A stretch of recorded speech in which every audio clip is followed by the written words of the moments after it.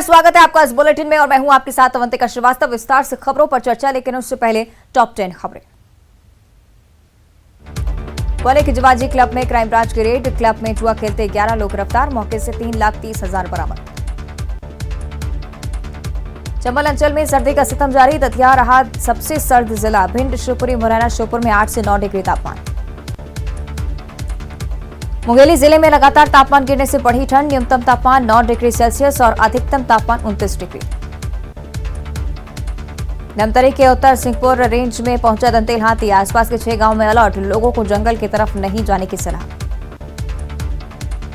पेंड्रा में स्कूल के समय में हुआ परिवर्तन। बढ़ती ठंड के कारण बच्चों को स्कूल जाने में हो रही थी परेशानी। ठंड की वजह से आम जनजीवन प्रभावित। धमतरी में दुकानों में चोरी का आरोपी गिरफ्तार। आरोपी से चोरी का सामान बरामद। अर्जुजी थाना पुलिस की कार्रवाई। बलरामपुर जिले में अब तक 10,086 मीट्रिक टन धान की हुई खरीदी। जिले में 2,17,630 मीट्रिक टन धान खरीदी करने का लक्ष्य। बलरामपुर जिले में पड़ने लगी कड़ाके की ठंड। ठंड और शीतलहर से सामान्य जनजीवन प्रभावित। अधिकतम 23 डिग्री रहा तापमान। न्यूनतम तापमान पहुंचा 60 डिग्री। सूरजपुर में अवैध धान भंडारण के खिलाफ खाद्य विभाग ने की बड़ी कार्रवाई। 6 दुकानों पर विभाग ने मारा छापा। अवैध भंडारण किए 300 क्विंटल धान जब्त। कोरबा में दुष्कर्म के आरोपी को 10 साल की सजा। 3 साल पहले करतला थाना क्षेत्र में डीजे संचालक की पत्नी के साथ हुई थी घटना। और अब सबसे पहले भोपाल से एक बड़ी खबर है। भोपाल में आज जनप्रतिनिधियों का बड़ा सम्मेलन आयोजित किया जा रहा है। जनप्रतिनिधियों के सम्मेलन में सीएम शिवराज सिंह चौहान भी शामिल होंगे। साथ ही साथ सम्मेलन को संबोधित करते हुए भी सीएम आज नजर आने वाले हैं। सरपंचों को एक वीडियो फिल्म दिखाई जाएगी। वीडियो फिल्म नए काम से जुड़ी होगी। किस तरह से सरपंचों को अब जमीनी स्तर पर उतरना है, कैसे काम करना है, इसको लेकर इस सम्मेलन में चर्चा की जाएगी। साथ ही सीएम शिवराज सिंह चौहान भी आज सरपंचों को संबोधित करेंगे और वीडियो फिल्म भी नए काम से जुड़ी हुई इस सम्मेलन में सरपंचों को दिखाई जाएगी।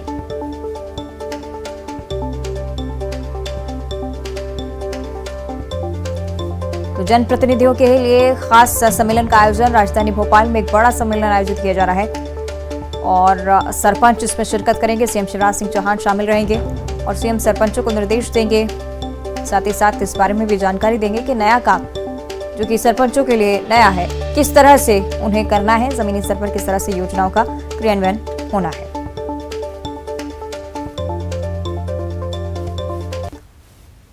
और भोपाल से एक और बड़ी खबर है। आदिवासियों की जमीन खरीदने बेचने के नियम अब सख्त होने वाले हैं। जमीन बिक्री के लिए कलेक्टर को अब अधिकार दिए जा रहे हैं। एडीएम और एसडीएम भी अब तक अनुमति दे देते थे, लेकिन फर्जीवाड़े की शिकायतें मिलने के बाद से सरकार अब ये फैसला लेने को मजबूर, क्योंकि अब लगातार फर्जीवाड़े से जुड़ी जानकारियां सामने आ रही हैं। तो इसलिए खरीदी बिक्री अब जमीन की बेहद ही सख्त होने जा रही है। कलेक्टर को ही अब सिर्फ अधिकार रहेगा अनुमति देने का। आदिवासी की जमीन खरीदी बिक्री के नियम अब और ज्यादा कड़े होने वाले हैं।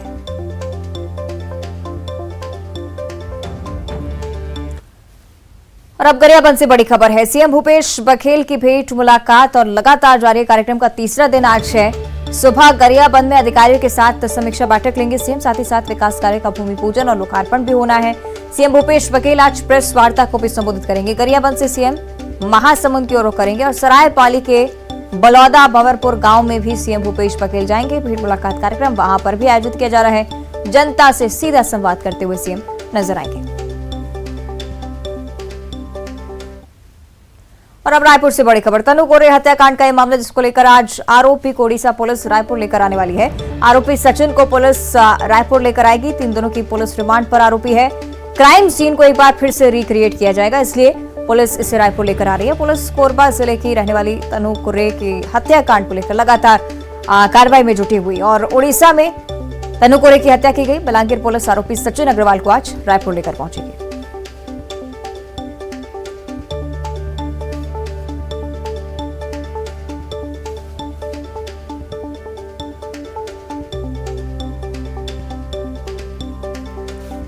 तो 3 दिनों की पुलिस रिमांड पर आरोपी और अब ओडिशा से रायपुर से लेकर आया जा रहा है, क्योंकि रिक्रिएट करवाया जाएगा पूरा क्राइम सीन। उसके बाद जो कार्रवाई होगी और सख्ती से काम करेगी। पुलिस लगातार इस मामले की तफ्तीश में जुटी हुई है और अब रिक्रिएट कर देखा जाएगा किस तरह से इस पूरी वारदात को इस आरोपी ने अंजाम दिया है।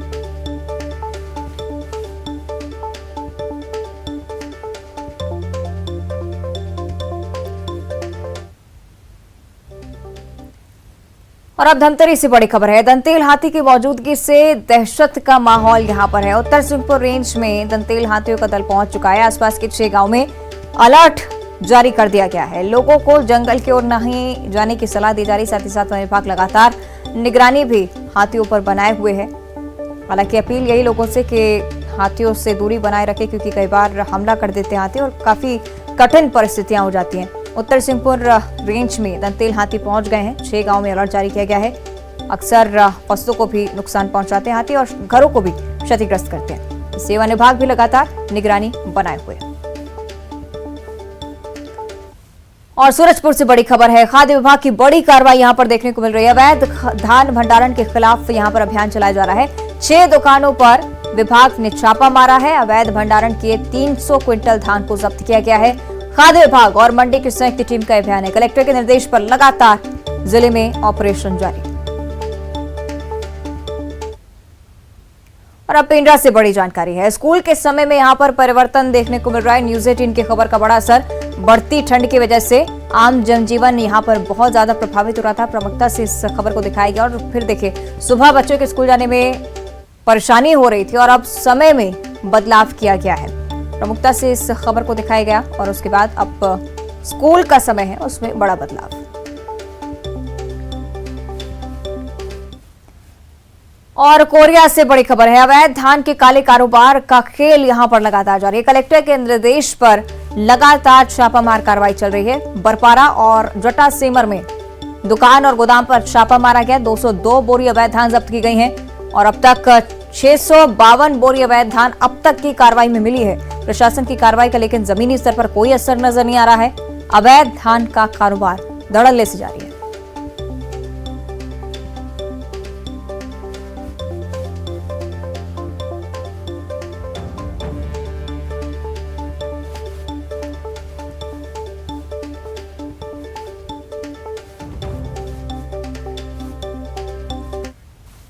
और इधर मध्य प्रदेश में धर्मांतरण, लव जिहाद पर सियासी घमासान लगातार जारी है। नेता प्रतिपक्ष ने कहा है कि धर्म परिवर्तन, शादी जैसे मामलों पर फैसले लेने के लिए लोग स्वतंत्र हैं।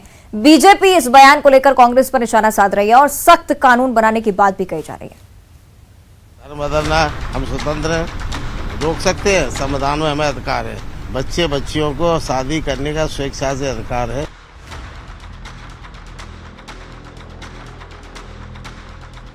नेता प्रतिपक्ष गोविंद सिंह के इस बयान के बाद एमपी में धर्मांतरण और लव जिहाद पर सियासत गर्म है। गोविंद सिंह ने लव जिहाद को लेकर बीजेपी नेताओं के बयान पर आपत्ति जताते हुए ये बयान दिया है।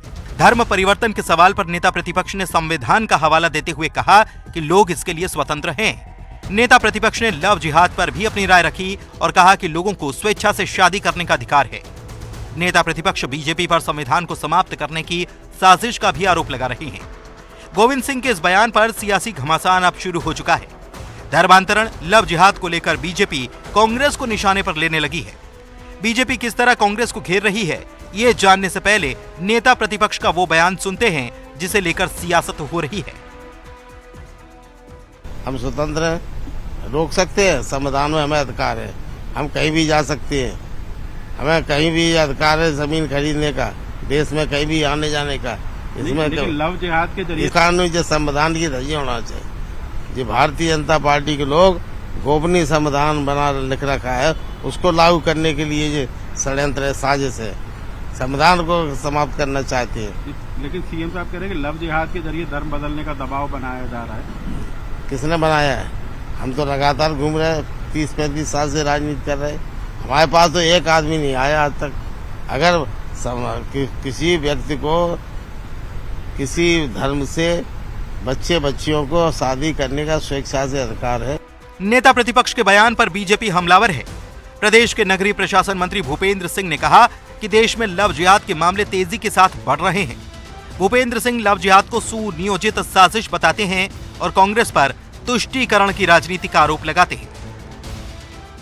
देखिए, ये घटनाएं लगातार जिस तरह से हो रही हैं, उसके यथार्थ में हम लोगों को जाना पड़ेगा। अभी जिस तरह से एक बेटी के 35 टुकड़े किए गए, ये लव जिहाद नहीं है तो और क्या है। और इस तरह से लगातार घटनाएं पूरे देश में हो रही है। हर दिन घटना, एक न एक घटना हम लोगों के सामने आ रही है। ये पूरा ऐसे अनेक प्रमाण भी आए हैं कि जिसमें एक सुनियोजित तरीके से लव जिहाद का ही ये पूरा मामला है। तो लव जिहाद की एक सुनियोजित साजिश पूरे देश में चल रही है। निश्चित रूप से कांग्रेस जो है वो हर जगह तुष्टीकरण की राजनीति करती है और कांग्रेस की तुष्टीकरण की राजनीति का ही परिणाम है कि देश में आज ये परिस्थितियां निर्मित हुई हैं और देश के ये हालात कांग्रेस के तुष्टीकरण का ही परिणाम है। भूपेंद्र सिंह लव जिहाद, धर्मांतरण के खिलाफ सख्त कानून के साथ ही समान नागरिक संहिता की जरूरत बताते हैं। उनका कहना है कि बीजेपी इस पर फैसला ले रही है। भूपेंद्र सिंह ने यह भी कहा कि सीएम शिवराज ने धर्मांतरण, लव जिहाद, आदिवासियों के नाम से जमीनें हड़पने जैसे मामलों को लेकर सख्त कानून बनाने की बात कही है। आज देश को आवश्यकता है कि चाहे लव जिहाद हो, चाहे धर्मांतरण हो, इस सब के विरुद्ध बहुत सख्त कानून बनाने की आवश्यकता है। और अब देश को जरूरत है सामान्य नागरिक संहिता की। इसके लिए भी अब देश को आज आवश्यकता है। इस सब दिशा में भारतीय जनता पार्टी की हमारी सरकार विचार कर रही है। माननीय मुख्यमंत्री जी ने इस बारे में मध्य प्रदेश में निर्णय भी लिया है, समिति बनाने का भी निर्णय लिया है। आज भी माननीय मुख्यमंत्री जी ने कैबिनेट में इस बात को कहा है कि धर्मांतरण, लव जिहाद या जो हमारे अनुसूचित जनजाति समाज के, आदिवासी समाज के जो बहनें हैं, उनको जिस तरह से उनके नाम से ज़मीनें हड़पी जा रही हैं, उनसे विवाह करके उनके नाम पर ज़मीनें हड़पने का षड्यंत्र हो रहा है, उनके नाम पर चुनाव लड़ने का षड्यंत्र हो रहा है, 3-3, 4-4 शादियाँ हो रही हैं। तो इस सब के खिलाफ अब सख्त कानून की आवश्यकता है और जब तक सख्त कानून नहीं बनेंगे, जो आज की आवश्यकता है, तब तक इन चीज़ों को रोकना कठिन है। धर्मांतरण, लव जिहाद जैसे मामलों को लेकर इन दिनों सियासत काफी गर्म है। ऐसे में नेता प्रतिपक्ष के बयान के बाद बीजेपी कांग्रेस पर हमलावर हो गई है। प्रदेश में सख्त कानून बनाए जाने की बात कही जा रही है और सियासी घमासान जारी है। अनुराग श्रीवास्तव, न्यूज़ 18, भोपाल। और दूसरी तरफ राहुल गांधी की भारत जोड़ो यात्रा के मध्य प्रदेश प्रवास के दौरान कांग्रेस प्रदेश अध्यक्ष कमलनाथ के चैलेंज पर अब भोपाल सांसद ने भी तीखी प्रतिक्रिया दी है। दरअसल यात्रा के मध्य प्रदेश से राजस्थान की तरफ बढ़ते वक्त राहुल गांधी ने जय सिया राम और हे राम को लेकर जो बयान दिया था, उससे सूबे की सियासत काफी गर्म है और बीजेपी अब लगातार जवाब देने की कोशिश में लगी हुई है।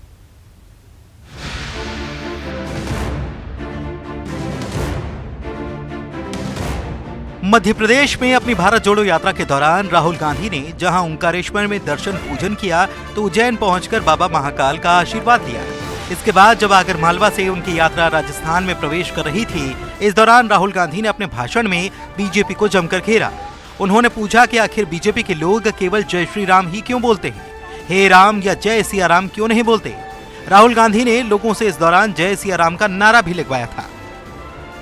अपने नारे से आरएसएस और बीजेपी के लोगों ने सीता मां को क्यों निकाला है? सीता माता को क्यों निकाला नारे से? वो कभी जय सिया राम क्यों नहीं बोलते?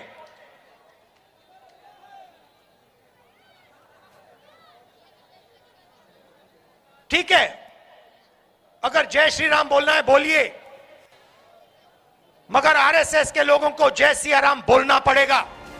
तो एक तरफ राहुल गांधी ने मंच से जय सिया राम का नारा लगाकर बीजेपी को घेरा, तो वहीं प्रदेश कांग्रेस अध्यक्ष कमलनाथ ने भी राहुल गांधी को धर्म का क्याता बताते हुए बीजेपी को चैलेंज दिया था, ये कहते हुए कि राहुल को धर्म का जितना ज्ञान है उतना बीजेपी के किसी नेता को नहीं, और अगर किसी में दम है तो वो राहुल गांधी से इस मुद्दे पर डिबेट कर ले। मैं चैलेंज कर रहा हूँ बीएचपी को, आरएसएस को और बीजेपी को कि वे राहुल जी के साथ बैठ जाए, आप सबको बुला ले, आप सबके सामने, और बहस कर ले। हालांकि कमलनाथ के चैलेंज पर बीजेपी की तरफ से मंत्री विश्वास सारंग ने चुनौती स्वीकार की, लेकिन साथ ही इस मामले पर भोपाल सांसद प्रज्ञा ठाकुर भी मैदान में कूद पड़ी। उन्होंने राहुल को निशाने पर लिया और कहा कि श्री राम और जय सिया राम के बारे में पहले अध्ययन करें और फिर राहुल गांधी बोलें। इतना ही नहीं, कमलनाथ की चुनौती पर भी उन्होंने कहा कि कांग्रेस अगर 9 साल के ब्राह्मण बच्चे से भी डिबेट कर ले तो वे हार जाएंगे। हमारे यहाँ का बच्चा ये जानता है कि सनातन क्या है, सनातनी बच्चा जानता है। एक हमारे 9 साल के ब्राह्मण बच्चे से ही वो अगर कर ले, और खैर उसको तो कोई ज्ञान ही नहीं है, श्री और सिया में उसको कोई भेद पता नहीं है, इसलिए मैं कुछ नहीं कहना चाहूंगी। जो राम को काल्पनिक, राम सेतु को नकार रहे हैं, राम जी को नकार रहे हैं, उनको काल्पनिक बता रहे हैं, वो पार्टी और उसके नेता क्या बोलेंगे, उनकी नैतिकता है क्या बोलने की? कुल मिलाकर ये कहा जा सकता है कि भारत जोड़ो यात्रा के दौरान राहुल गांधी के मंदिर दर्शन से लेकर जय सिया राम का नारा लगाने और कमलनाथ के चैलेंज पर बीजेपी के तेवर आक्रामक हैं और वो हर ओर से कांग्रेस पर हमलावर हो चुकी है। Bureau report, news 18। आगे बढ़ते भोपाल से एक बड़ी खबर सामने आ रही है। उद्योगपतियों फ्रेंड्स ऑफ एमपी से सीएम ने बातचीत की है। यूएसए के उद्योगपतियों से सीएम ने बात की है।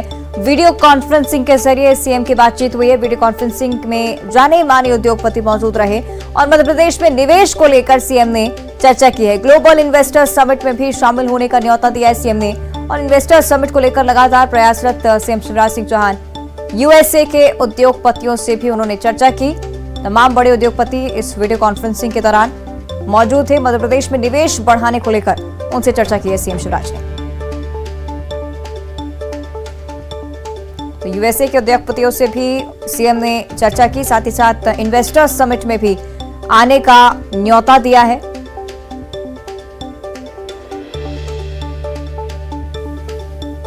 साथ ही मध्य प्रदेश में निवेश की संभावनाओं को लेकर लगातार मध्य प्रदेश सरकार प्रयासरत और एक और प्रयास सीएम शिवराज की तरफ से।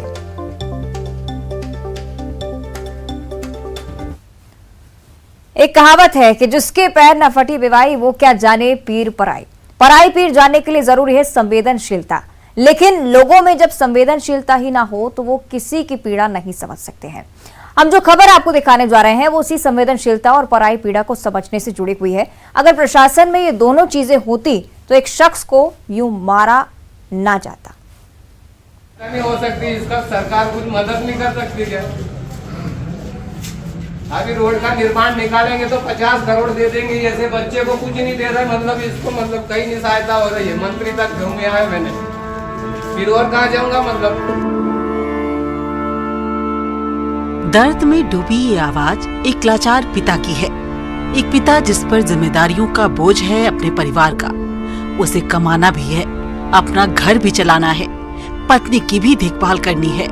उसे अपने परिवार से प्यार है अपने दिव्यांग बच्चे से। अपनी जिम्मेदारियों का उसे एहसास है।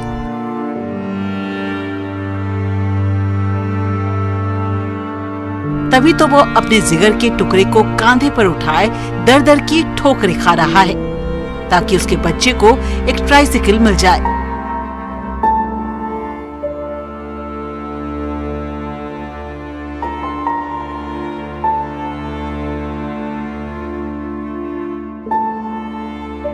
दिव्यांगता का सर्टिफिकेट मिल जाए और वह सरकारी योजनाओं का फायदा उठा सके।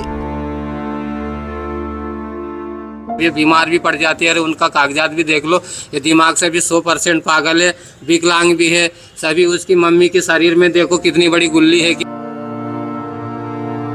अपार दर्द से कराह रहा ये पिता और पति पिछले कई सालों से इंसाफ के लिए खंडवा कलेक्ट्रेट के चक्कर लगा रहा है। उसका 14 साल का प्यारा सोनू मानसिक और शारीरिक दोनों रूप से विकलांग है। दिव्यांगता का सर्टिफिकेट न होने से उसे सरकारी योजनाओं का लाभ नहीं मिल पा रहा है। हरसूद के रहने वाले इस पिता की आर्थिक स्थिति इतनी भी नहीं है कि वो अपने बच्चे का बेहतर इलाज करा सके। सरकारी सिस्टम से मारा ये शख्स अपने बच्चे के बेहतर इलाज और एक ट्राइसिकल के लिए दर दर भटक रहा है।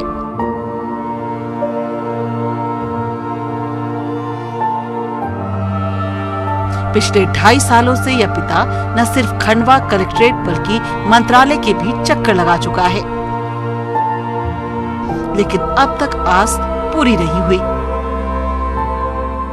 उधर ये मुन्ना है कि विकलांग है, दिमाग से भी पागल है। और हम ये सरकार से सहयोग चाहना चाहते हैं कि इसको 3 पहिए का भी वो मतलब बैटरी वाला रिक्शा मिले तो इनका पालन पोषण में जीवन भर कर दूंगा, नहीं तो ऐसे में तो हम बहुत परेशान हो गए हैं। अभी मैं भोपाल भी गया था मंत्री के पास, तो वो लेटर दिया था कलेक्टर ऑफिस में दे देना, तेरा सब काम हो जाएगा। तो वहाँ से लाके मतलब लेटर यहाँ जमा करा तो यहाँ बोल दिए कि मतलब एक सीओ साहब पास दे देना, एक तेरे पंचायत में दे देना। तो पंचायत वाले ने बोल दिया कि अभी उसका खाता नंबर लगेगा, तो खाता नंबर खुलवाए तो अभी 12-13 रोज हो गए। तो जिसके बाद में अभी 12-13 रोज के बाद में मैं आ रहा हूँ, हर मंगलवार आता हूँ, 250-300 रुपये खर्चे हो जाते हैं, मैं लकड़ी बेचता हूँ। सवाल जिला प्रशासन और सरकार की संवेदनशीलता से जुड़ा हुआ है, एक गरीब को मिलने वाले इंसाफ से जुड़ा हुआ है।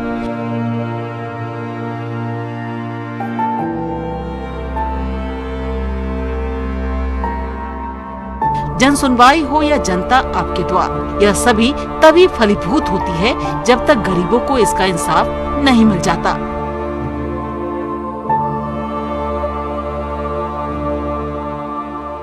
मुख्यमंत्री की महत्वपूर्ण जो जन सुनवाई है उसके क्या हालात हैं, इन तस्वीरों को देखकर के आप भलीभांति समझ सकते हैं।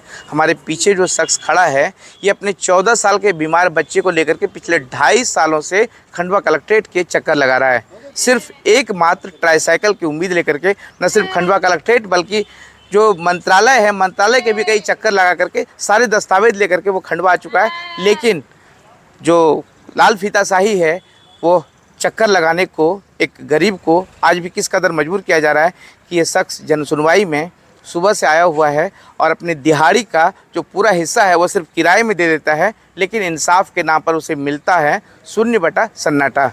अब देखना यह है कि जन सुनवाई में आए हुए इस शख्स को लेकर के सरकार पर क्या नजर इनायत होती है। हरेंद्र नाथ ठाकुर, न्यूज़ 18 खंडवा। और विश्व शौचालय दिवस पर नेटवर्क 18 ने रैकेट के साथ मिलकर भारत को बेहतर स्वच्छता के लिए प्रेरित करने के लिए 8 घंटे का एक भव्य टेलीथॉन मिशन स्वच्छता और पानी का आयोजन किया। और इस अभियान ने देश के प्रमुख नेताओं, मशहूर हस्तियों, चेंज मेकर, स्वच्छता कार्यकर्ताओं और विचारकों को एक वादे के साथ एक साथ लाया कि कोई पीछे नहीं छूटेगा। आइए सुनते हैं इस कार्यक्रम के न्यूज मेकर्स बने कुछ लोगों की खास बातें।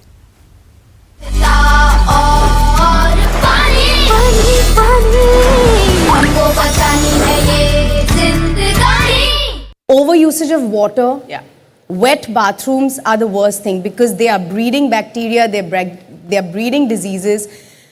You could slip and fall. So honestly, ये जो स्वच्छता और पानी है ये सबसे ज़्यादा इन bathrooms में use करनी चाहिए because हम लोग over splash करते हैं, हमने थोड़ी बिल पे करना है, जितना मर्जी पानी, you know, I have entered airports and अभी भी नल चल रहा है. That previous person वो आधे घंटे पहले निकला है या 1 घंटे पहले निकला है हमको नहीं पता. So I feel honestly the number one problem is overflow of water. अगर हम एक सिंपल सी चीज करें कि नल बंद कर दें और चले जाएं और सूखा रखें, I think we'll all be very happy.